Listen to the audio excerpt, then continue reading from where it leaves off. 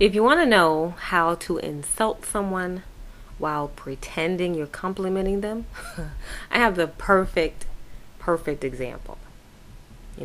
For quite some time now, people have been wondering who is responsible for the increase in gay relationships, right?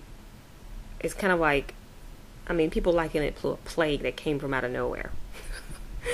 Anyways, Vice President Joe Biden, has finally cleared away all the confusion.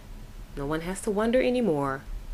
Jewish leaders, he says, are responsible for the gay agenda. He doesn't call it the gay agenda. He's more subtle. He actually pretends to compliment them.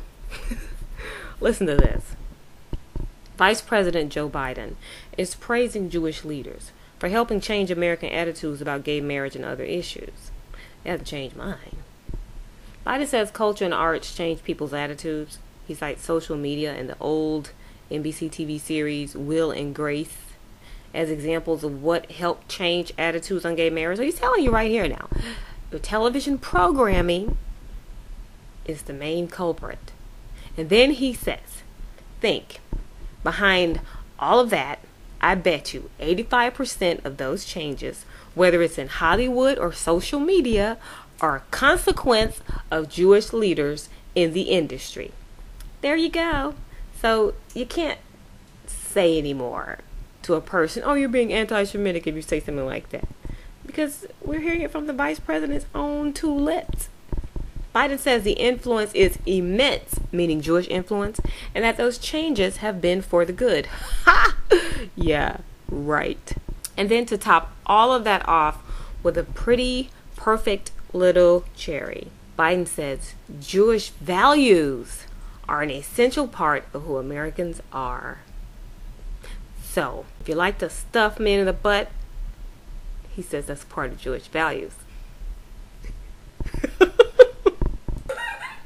I'm just stating the obvious. Come on. I know exactly what Joe Biden was really saying without saying it. You know how I know? Because he looks like and reminds me of my history professor when I was in college. And he was a sarcastic son of a bitch.